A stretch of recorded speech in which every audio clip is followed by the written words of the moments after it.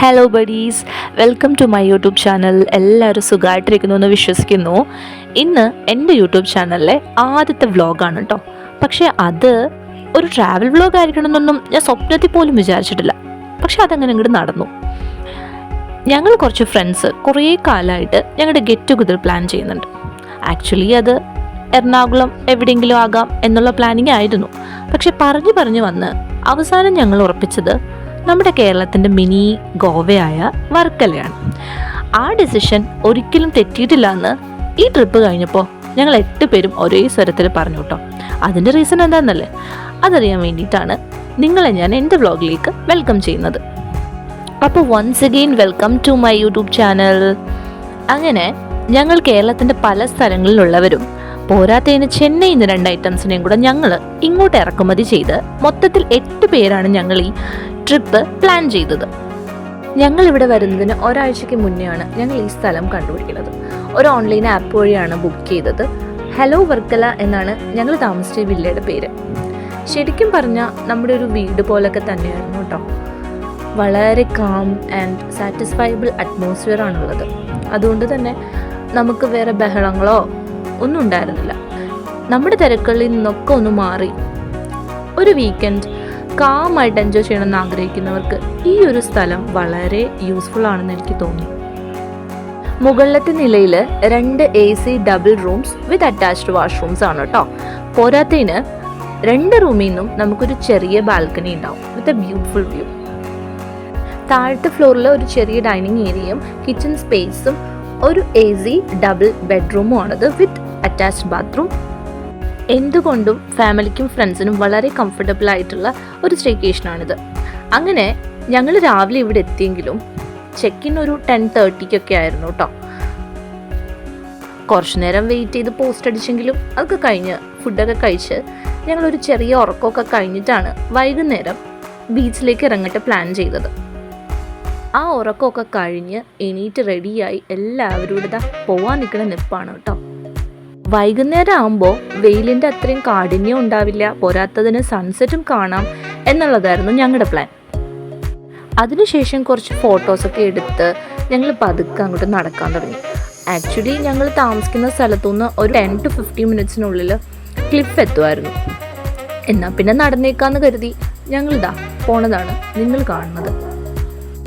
കുറച്ച് നടക്കാനുണ്ടായിരുന്നെങ്കിലും ഫ്രണ്ട്സ് എല്ലാവരും കൂടെ ചേരുമ്പോൾ ആ ഡിസ്റ്റൻസ് ഒക്കെ സത്യം പറഞ്ഞാൽ നമ്മൾ മറക്കും. അങ്ങനെ ഞങ്ങളിവിടെ എത്തിയിട്ടോ. പക്ഷെ ഞങ്ങൾ പ്രതീക്ഷിച്ചതിലും നല്ല തിരക്കുള്ള ദിവസമായിരുന്നു. നിറയെ വണ്ടികളും ആളുകളും ഒക്കെ ആയിട്ട് നല്ല ബ്ലോക്കും ഉണ്ടായിരുന്നു. അങ്ങനെ എല്ലാവരും വന്നതിന് ശേഷം ഞങ്ങൾ ബീച്ചിലേക്ക് നടക്കുകയാണ്. സൺസെറ്റ് മിസ്സാവുമോ എന്നൊരു ടെൻഷൻ ഉണ്ടായിരുന്നെങ്കിലും ഭാഗ്യത്തിന് സണ്ണ് ഞങ്ങൾക്ക് വേണ്ടി വെയിറ്റ് ചെയ്ത് അവിടെ നിൽപ്പുണ്ടായിരുന്നു. താഴേക്ക് ഇറങ്ങാൻ ഈ വഴിയാണ് ചൂസ് ചെയ്തത്. ശരിക്കും പറഞ്ഞാൽ ഇതിലൊരു ഡേഞ്ചറും കൂടി ഉണ്ട് കേട്ടോ. എന്താന്നല്ലേ, ഈ സ്റ്റെപ്പ് താഴേക്ക് കുത്തനെയാണ്. പോരാത്തതിന് ഒന്ന് സ്ലിപ്പായാൽ എല്ലാം കഴിഞ്ഞു. അതുകൊണ്ട് ഞങ്ങൾ എല്ലാവരും തമ്മിൽ പറയുന്നുണ്ടായിരുന്നു നോക്കി വരണം എന്നൊക്കെ. അപ്പോൾ ഞങ്ങൾ പതിയെയാണ് അതുകൊണ്ട് ഇറങ്ങിയത് താഴേക്ക്. ശരിക്കും ഞങ്ങൾ വിചാരിച്ചതിലും കുറച്ചധികം സ്റ്റെപ്പുകൾ താഴോട്ടുണ്ടായിരുന്നു. എന്നാലും സാരല്ല, കുറച്ച് അഡ്വഞ്ചറൊക്കെ ആകാം എന്നൊക്കെ പറഞ്ഞ് പതിയെ എല്ലാവരെയും മോട്ടിവേറ്റ് ചെയ്ത് ഞാൻ താഴേക്ക് ഇറങ്ങി. വളരെ തിരക്കുള്ള ദിവസമായതുകൊണ്ട് തന്നെ നമ്മൾ താഴേക്ക് ഇറങ്ങുമ്പോൾ അതേ വഴി തന്നെ മുകളിലേക്ക് കയറി ആളുകൾ വരുന്നുണ്ടായിരുന്നു കേട്ടോ. അതുകൊണ്ട് തന്നെ നമ്മൾ വളരെയധികം ശ്രദ്ധിച്ചില്ലെങ്കിൽ ശരിക്കും സ്ലിപ്പായി ചെന്ന് ലാൻഡ് ചെയ്യുന്നത് ഏറ്റവും താഴെയായിരിക്കും. പിന്നത്തെ കഥ പിന്നെ പറയാനില്ലല്ലോ. അങ്ങനെ ഞങ്ങൾ പരസ്പരം കളിയാക്കിയും തമാശ പറഞ്ഞു അവസാനം താഴെ എത്തി. അങ്ങനെ താഴെ എത്തിയപ്പോഴാണ് അവിടെ ഒരു ആൾക്കൂട്ടം നിൽക്കുന്നത് കണ്ടത്. ക്യൂരിയോസിറ്റി കാരണം ഒന്ന് പോയി നോക്കിയപ്പോൾ ഒരു പക്ഷിശാസ്ത്രക്കാരൻ. അതിൽ നമുക്ക് വലിയ എക്സൈറ്റിംഗ് ഫാക്ടർ ഒന്നും ഇല്ലാത്തതുകൊണ്ട് പതുക്കെ നമ്മൾ നമ്മുടെ സൂര്യനെ തന്നെ ലക്ഷ്യമാക്കി നടന്നു. അങ്ങനെ നടന്ന് ഞങ്ങൾ അവിടെ ചെന്നപ്പോഴേക്കും പുള്ളി പോയിട്ടില്ലായിരുന്നു കേട്ടോ. ഞങ്ങളെ വെയിറ്റ് ചെയ്ത് അവിടെ തന്നെ ഉണ്ടായിരുന്നു. കുറേ അധികം നടന്നെങ്കിലും ഞങ്ങളുടെ വരവ് വെറുതെ ആയില്ല കേട്ടോ. It was A fantastic view. അങ്ങനെ അതൊക്കെ കണ്ട് ഞങ്ങൾ പതിയെ ബീച്ചിലൂടെ നടക്കാൻ തുടങ്ങി. അപ്പോഴാണ് ഞാൻ പറയണത് എൻ്റെ വ്ളോഗാണ്, എല്ലാവരും ഒന്ന് നോക്കി എന്തെങ്കിലുമൊക്കെ പറയാൻ. അവർ കഷ്ടപ്പെട്ട് അഭിനയിക്കുന്നുണ്ട്. പാവം, എന്ത് ചെയ്യാൻ, എന്നെ കൊല്ലാൻ പറ്റില്ലല്ലോ. അങ്ങനെ അവർ ഞാൻ പറയുന്നത് കേട്ട് വീഡിയോ എടുക്കുക എന്ന് അറിയാത്ത ഭാഗത്തിൽ നിന്ന് സഹായിച്ചു. എന്തായാലും ഒരുങ്ങിക്കെട്ടി വന്നില്ലേ, കുറച്ച് ഫോട്ടോസും വീഡിയോസും ഒക്കെ എടുക്കാമെന്ന് വെച്ച് ഞാൻ വന്ന് പെട്ടത് ശ്രീധരൻ്റെ മുന്നിലാണ്. ചേട്ടൻ സാഹിത്യ ഭാഷയിൽ വ്ലോഗിലിടാൻ എന്തൊക്കെയോ പറയുന്നുണ്ട്. എനിക്കതൊന്നും മനസ്സിലാവാഞ്ഞിട്ട് ഞാൻ അവസാനം എൻ്റെ ദൗത്യം നടപ്പിലാക്കി. എന്താ, വീഡിയോസ് എടുത്തു തരൽ തന്നെ. അങ്ങനെ ചേട്ടൻ ഗതി കെട്ടിട്ട് എൻ്റെ കുറേ വീഡിയോസൊക്കെ എടുക്കലാണ് ഈ കാണുന്നത്. എന്ത് പ്രഹസനാണ് സജീവ്, കാണുന്നവർക്ക് തോന്നാം. പക്ഷേ എന്ത് ചെയ്യാനാ, ഞാനിങ്ങനായിപ്പോയി. ഈ വ്ലോഗ് പുറത്ത് വരുമെന്ന് പോലും അറിയാതാണ് ഞാൻ ഈ പ്രകടനങ്ങളൊക്കെ നടത്തുന്നത് കേട്ടോ. പാവം, എൻ്റെ എല്ലാ വട്ടത്തരത്തിനും കൂട്ടു നിൽക്കുന്ന എൻ്റെ ചങ്ക്സ് അല്ല കേട്ടോ, എൻ്റെ ഫാമിലിയാണ് ഇവർ. ഞങ്ങളിവിടെ കാണിച്ചു കൂട്ടുന്ന ഈ കോപ്രായത്തിനൊക്കെ ബാക്ക്ഗ്രൗണ്ടിൽ സബ് ടൈറ്റിൽ തന്നുകൊണ്ടിരിക്കുകയാണ് ചേട്ടന്മാർ. പക്ഷെ നല്ല രസമായിരുന്നു കേട്ടോ. ആ ഒരു ഈവനിങ് ഞാൻ ഒരിക്കലും മറക്കില്ല. ഇവിടുത്തെ കടൽ ഇത്തിരി ഡേഞ്ചർ ആയതുകൊണ്ട് തന്നെ ഞങ്ങൾ ആരും ഇറങ്ങാൻ നിന്നില്ല കേട്ടോ. വെറുതെ എന്തിനാ റിസ്ക് എടുക്കുന്നത്. അങ്ങനെ ഞങ്ങൾ കുറേ നടന്ന് ചെന്നപ്പോൾ ഒരു ചെറിയ വാട്ടർ ഫ്ലോ, ഇത് എവിടുന്നാന്നൂലും അറിയില്ല കേട്ടോ. അപ്പോൾ ഞങ്ങൾ ചുമ്മാ ഒരു ചലഞ്ച് നടത്തിയതാണ്, ഇത് ചാടി ഇപ്പുറത്ത് കിടക്കാൻ. അതിന് കാണിക്കുന്ന കോപ്രായങ്ങളാണ് നിങ്ങൾ കാണുന്നത് കേട്ടോ. അവർ ശരിക്കും എൻജോയ് ചെയ്തു. അവസാനം നിന്നുന്ന സമയം പോയതറിഞ്ഞില്ല. പിന്നെ ഞങ്ങൾ ഓർത്തു വന്നാൽ കയറിയേക്കാന്ന്. ഇറങ്ങി വന്നതിനേക്കാട്ടിലും ഡേഞ്ചർ ആയിട്ടുള്ള വഴിയായിരുന്നു തിരിച്ചു കയറാൻ വേണ്ടിയിട്ട്. പിന്നെ എങ്ങനെയൊക്കെയോ വലിച്ചു പിടിച്ച് കയറി മുകളിലെത്തിയപ്പോഴാണ് എന്നാൽ നമുക്ക് ഷോപ്സൊക്കെ ഒന്ന് കാണാമെന്ന് കരുതിയത്. അങ്ങനെ അടുത്ത് കണ്ട കടയിൽ നിന്ന് വെള്ളവും വാങ്ങിച്ച് ഞങ്ങളൊരു നടത്തം തുടങ്ങി. ഇവിടുന്ന് അങ്ങ് അറ്റം വരെ നല്ല ഡിസ്റ്റൻസ് ഉണ്ട് കേട്ടോ നടക്കാൻ വേണ്ടിയിട്ട്. പക്ഷെ നൈറ്റിൽ ഈ ഒരു വ്യൂ അടിപൊളിയാണ്. കുറേ ലൈറ്റ്സും ഫോറിനേഴ്സും മ്യൂസിക്കും എല്ലാമായിട്ട് നല്ല വൈബ് തന്നെയാണ്. ആ ഒരു നടത്തം വെറുതെ ആയില്ല. ഞങ്ങൾ കുറേ ദൂരം നടന്നു, പക്ഷെ അങ്ങ് എൻ്റെ വരെ എത്താൻ പറ്റിയില്ല. അവിടുന്ന് സ്റ്റോപ്പ് ചെയ്തിട്ട് ഞങ്ങൾ ഓർത്തു എന്നാൽ തിരിച്ചു പോയേക്കാന്ന്. തിരിച്ച് പതിയെ നടന്നു തുടങ്ങി. ഞങ്ങൾ പോകുന്ന വഴിയിലൊക്കെ മെയിൻ അട്രാക്ഷൻ ഇങ്ങനെ കഫേയുടെയൊക്കെ ഫ്രണ്ടിലുള്ള ക്യാൻഡിൽ ലൈറ്റ് ഡിന്നേഴ്സ് ഉണ്ടായിരുന്നു, മ്യൂസിക് ഉണ്ടായിരുന്നു, നല്ല നല്ല പാട്ടുകൾ ഉണ്ടായിരുന്നു. കുറച്ചു നേരം ഞങ്ങൾ അവിടെ നിന്ന് അതൊക്കെ എൻജോയ് ചെയ്തു കേട്ടോ നന്നായിട്ട്. അവിടുന്ന് കാര്യമായിട്ടുള്ള പർച്ചേസ് ഒന്നും ഞങ്ങൾ ചെയ്തില്ല. കാര്യമായിട്ടെന്നല്ല, ഒന്നും തന്നെ ചെയ്തില്ല. റീസൺ നിങ്ങൾക്കറിയാമല്ലോ, കത്തി വില തന്നെയാണ് കേട്ടോ. ഇങ്ങനെയുള്ള സ്ഥലങ്ങളിൽ ഇങ്ങനത്തെ കടകൾ പ്രധാനമായിട്ടും ഫോറിനേഴ്സിനെ അട്രാക്റ്റ് ചെയ്യാനായിട്ടാണ് എനിക്ക് പലപ്പോഴും തോന്നിയിട്ടുണ്ട്. നമുക്ക് ആവശ്യമായ സാധനങ്ങളും അവിടെ ഉണ്ടോയെന്ന് ചോദിച്ചാൽ ഉണ്ട്, ഇല്ല എന്നല്ല. പക്ഷെ നമ്മൾ ആരാ? മലയാളിയുടെ. നമ്മളൊരു സാധനം വാങ്ങണമെങ്കിൽ അതിൻ്റെ ചരിത്രവും ഭൂമിശാസ്ത്രവും എല്ലാം കണക്ക് കൂട്ടിയിട്ടേ വാങ്ങുള്ളൂ അല്ലേ. അങ്ങനത്തെ ഒരു ക്യാരക്ടർ വെച്ച് നമുക്കൊന്നും ഇവിടുന്ന് വാങ്ങാനായിട്ടുണ്ടെന്ന് എനിക്ക് തോന്നിയില്ല. വളരെ അട്രാക്റ്റീവായിട്ട് കുറേ ജ്വൽസും ബാഗ്സും പോരാത്തതിന് ക്ലോത്ത്സും ഒക്കെ ഉണ്ടായിരുന്നു. ശരിക്കും വർക്കല വിസിറ്റ് ചെയ്യേണ്ടത് നൈറ്റ് ടൈം ആണെന്ന് എനിക്ക് തോന്നി. അതിന് കാരണം ഈ ഒരു വൈബ് തന്നെയാണ്. കുറേയധികം ലൈറ്റ്സ്, മ്യൂസിക്, അതിന് ഫ്രണ്ടിൽ ഫോട്ടോസൊക്കെ അടിപൊളിയായിരിക്കും. ഞങ്ങൾ കുറേ എടുത്തിട്ടുണ്ട് ഫോട്ടോസ്. ആ തിരക്കിനിടയിലും കാര്യമായിട്ട് എടുക്കാൻ പറ്റിയില്ലെങ്കിലും എന്തായാലും വന്നതല്ലേ, പറ്റുന്ന പോലൊക്കെ എടുത്തിട്ടുണ്ട്. ഞങ്ങൾ ഈ പോണ വഴിയിൽ ലൈവ് ഗ്രില്ല് ഉണ്ടായിരുന്നു. അപ്പോൾ അതിനായിട്ട് തന്നെ മിക്ക കടയുടെ ഫ്രണ്ടിലും ഫ്രഷ് ആയിട്ടുള്ള മീനുകൾ ഉണ്ടായിരുന്നു. പ്രോൺസ് ആയാലും ക്രാബ്സ് ആയാലും ധാരാളം വെറൈറ്റീസ് ഓഫ് ഫിഷസ് ഒക്കെ ഉണ്ടായിരുന്നു. കുറേ കാലം കൂടി കാണുന്നതുകൊണ്ട് ഞങ്ങൾക്കിതൊക്കെ ഒരു അടിപൊളി എക്സ്പീരിയൻസ് ആയിരുന്നു കേട്ടോ. 3 ആൾ കൂടുമ്പോൾ ഏതെങ്കിലും ഒരാൾ എയറിലായിരിക്കും എന്ന് നമ്മൾ കേട്ടിട്ടുണ്ട്. പക്ഷെ ഞങ്ങൾ കൂടുമ്പോൾ 1 മിനിറ്റ് ഇടവിട്ട് എല്ലാവരും എയറിലായിരിക്കും. അതാണ് ഞങ്ങളുടെ ഗ്യാങ്ങിൻ്റെ ക്വാളിറ്റി. പക്ഷേ ഈ ഒരു മൊമെൻറ്റ്സൊക്കെ നമ്മുടെ ലൈഫിൽ എന്നും നിൽക്കുമെന്ന് ഞാൻ എപ്പോഴും ചിന്തിക്കാറുണ്ട്. ചെറിയൊരു ട്രിപ്പാണെങ്കിലും ഈ ഒരു ട്രിപ്പ് തന്ന ഇമ്പാക്റ്റ് വളരെ വലുതുമാണ്.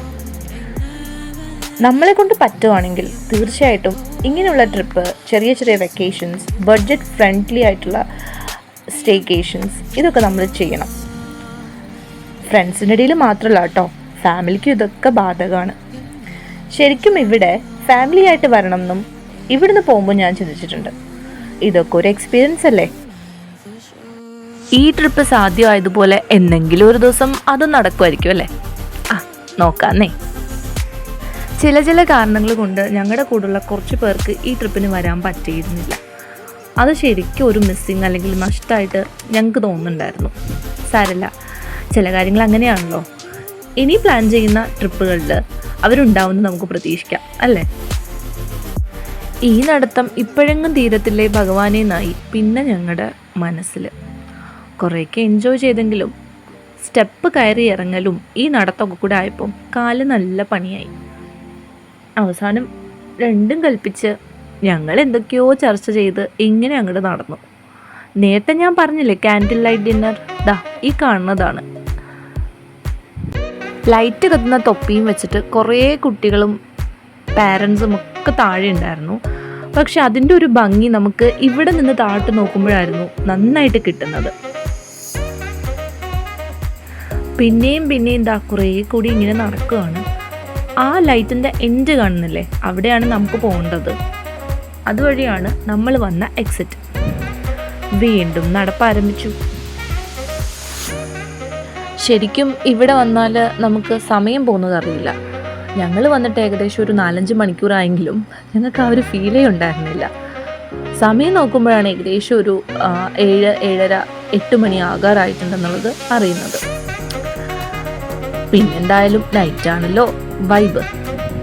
ആ ഒരു തത്വം ഉൾക്കൊണ്ട് ഞങ്ങൾ അങ്ങോട്ട് വീണ്ടും നടക്കാൻ ആരംഭിച്ചു.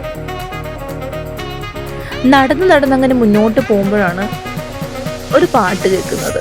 അപ്പം മനസ്സിലായി അവിടെ ഏതോ ലൈവ് മ്യൂസിക് ഷോ നടക്കുന്നുണ്ടെന്ന്. പിന്നെ അതുകൂടെ കാണാമെന്നുള്ളൊരു പ്ലാനിലാണ് മുന്നേക്ക് പോയത്. അവിടെ ചെന്നപ്പോൾ കാര്യം കേൾക്കുന്നുണ്ട് സൗണ്ട്, പക്ഷെ ആളെ കാണുന്നുണ്ടായിരുന്നില്ല. ആ ഒരു റെസ്റ്റോറൻറ്റിൻ്റെ ഉള്ളിലായിരുന്നു ഈ ഒരു പാർട്ടി നടക്കുന്നത്. പുറത്ത് നിന്നാലും നമുക്ക് കാണാൻ പറ്റില്ലെങ്കിലും പാട്ട് നല്ല രീതിയിൽ കേൾക്കാമായിരുന്നു കേട്ടോ. നമ്മുടെ മലയാളം സോങ്ങുകൾ തന്നെ ആയതുകൊണ്ട് അതൊരു വേറെ വൈബായിരുന്നു. പിന്നെ കൂടെ പാടി ഞങ്ങളും അതുവഴി ഇങ്ങനെ വീണ്ടും നടപ്പാരംഭിച്ചു. അങ്ങനെ നടന്ന് കര കണ്ടെങ്കിലും ഐസ്ക്രീം കഴിക്കാത്തതിൻ്റെ ഒരു നീരസം ഞങ്ങൾക്ക് ഉണ്ടായിരുന്നു കേട്ടോ. പക്ഷെ ഭാഗ്യത്തിന് ഞങ്ങൾ കയറി വന്ന എൻട്രൻസിൽ ഐസ്ക്രീമുമായിട്ട് ഒരു വണ്ടി ഉണ്ടായിരുന്നു.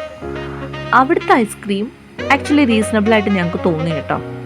അങ്ങനെ ഞങ്ങൾ 8 പേർക്കും 8 കോണ്ടോപ്പ് വാങ്ങിച്ചു.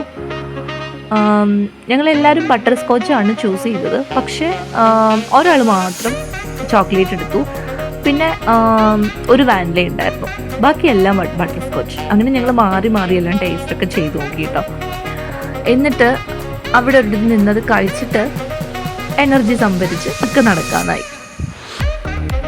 അങ്ങനെ ഞങ്ങൾ ഐസ്ക്രീമൊക്കെ കഴിച്ച് വരുന്ന വഴിയിൽ കടയിലൊക്കെ ഒന്ന് കയറിയിട്ടുണ്ടായിരുന്നു, രാത്രിത്തേക്കുള്ള ഫുഡിന് വേണ്ടിയിട്ട് എന്തെങ്കിലുമൊക്കെ വാങ്ങിക്കാൻ വേണ്ടിയിട്ട്. അങ്ങനെ അതും വാങ്ങിച്ച് ഞങ്ങളിതാ ബില്ലെത്തി. അപ്പോഴാണ് ഞങ്ങൾ പറയണത്, ഞങ്ങൾ പോയ പോലെ അല്ലല്ലോ ഇപ്പോൾ ലൈറ്റൊക്കെ ഇട്ട്, ഇതെന്താ പള്ളിപ്പെരുന്നാളോ. പക്ഷെ സംഭവം മൊത്തത്തിൽ കളറായിരുന്നു കേട്ടോ. നല്ലൊരു വൈബ് ഉണ്ടായിരുന്നു. ലൈറ്റ്സ് ആണെങ്കിലും ആ റിബൺസ് ആണെങ്കിലും ആക്ച്വലി അടിപൊളി. അങ്ങനെ കുറച്ചു നേരം അവിടെയൊക്കെ ഇരുന്ന് സാധനങ്ങളൊക്കെ അവിടെ വെച്ച് പതുക്കെ അകത്തേക്ക് കയറി. ആ ഒരു പ്രോപ്പർട്ടിയിൽ ഞങ്ങൾ മാത്രം ഉള്ളതുകൊണ്ട് തന്നെ ഞങ്ങളുടെ ആരവങ്ങളോ ബഹളങ്ങളോ ഒന്നും പുറത്തേക്ക് ഒരു ശല്യമായിട്ടൊന്നും ഉണ്ടായിരുന്നില്ല. പിന്നെ ഞങ്ങൾ വന്ന വഴിയിൽ കുറേ മുട്ടകളൊക്കെ വാങ്ങിയിരുന്നു. അത് ഞങ്ങൾ കുറച്ച് ഗ്രേറ്റൊക്കെ ചെയ്ത് ഇപ്പിയൊക്കെ വാങ്ങിച്ചിരുന്നു. അത് ബ്രേക്ക്ഫാസ്റ്റിന് വേണ്ടിയിട്ടാണ് കേട്ടോ.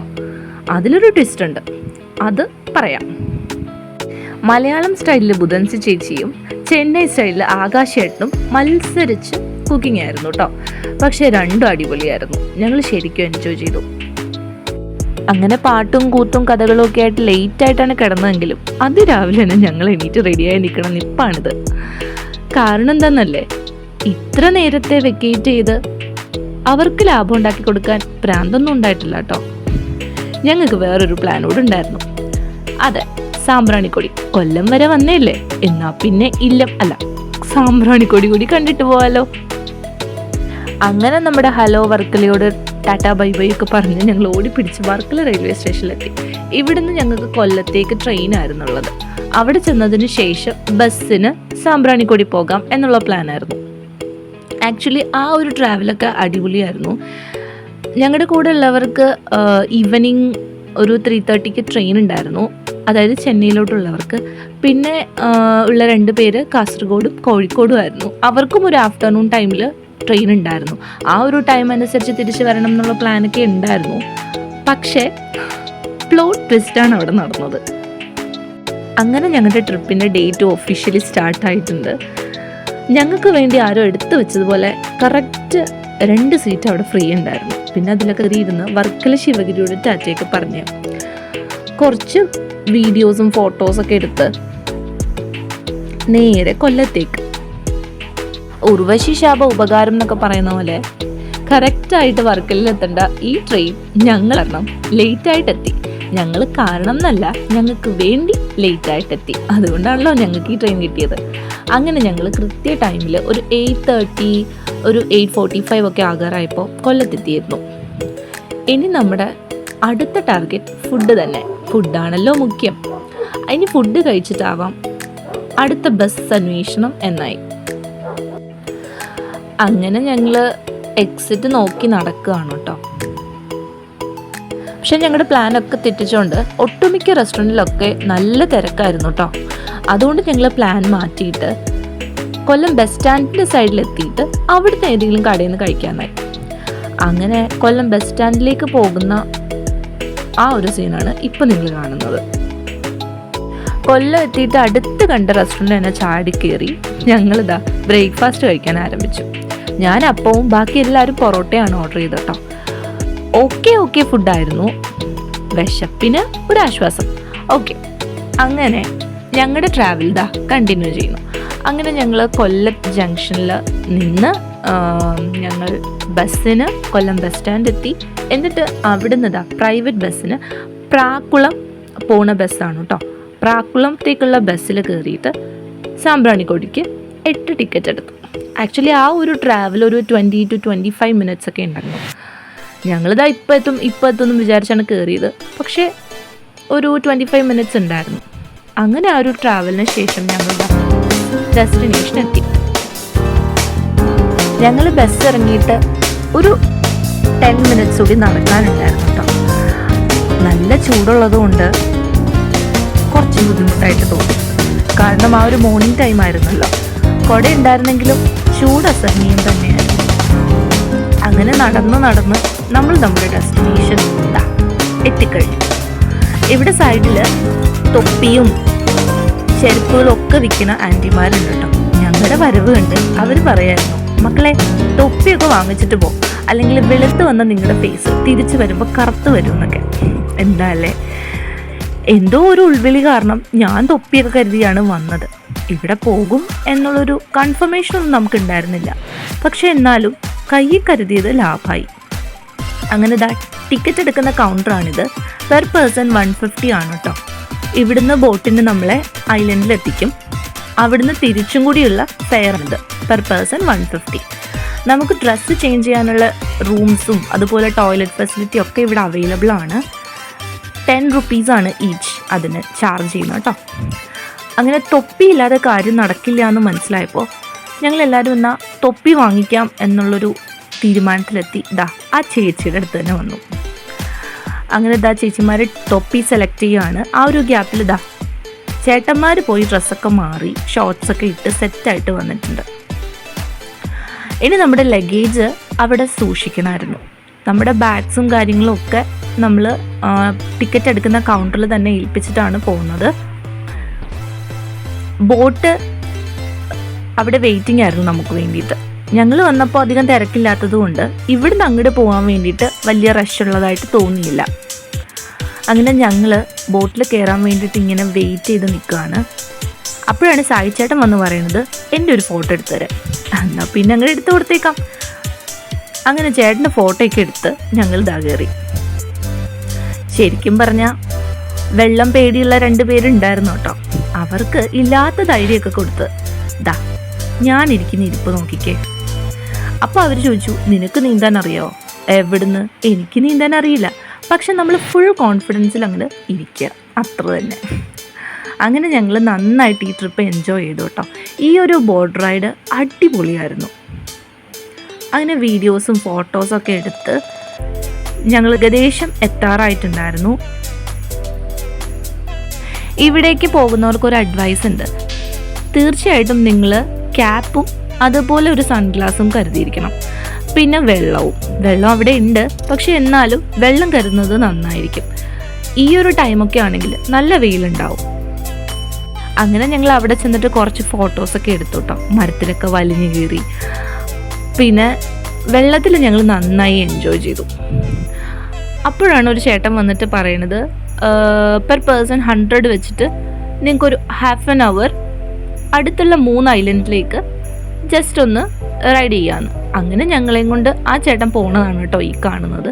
പക്ഷെ ആ ഒരു ജേണി വളരെ ബ്യൂട്ടിഫുൾ ആയിരുന്നു. ഞങ്ങളത് ശരിക്കും എൻജോയ് ചെയ്തു. വൈബില്ലാത്ത ആ ഒരു നടുക്കായതിൽ ഞങ്ങൾ തന്നെ പാട്ടും പാടി വൈബടിക്കുന്നതാണ് ഈ കാണുന്നത് കേട്ടോ. പാട്ടിവിടെ പ്ലേ ചെയ്യാൻ ബുദ്ധിമുട്ടുള്ളതുകൊണ്ടല്ല, പ്ലേ ചെയ്താലേ ഇവരെന്നെ എടുത്തിട്ട് ഇടിച്ചാലോ, അതുകൊണ്ടാണ്. അങ്ങനെ ഞങ്ങൾ ആദ്യം ഒരു ഐലൻഡിലേക്കാണ് പോയത്.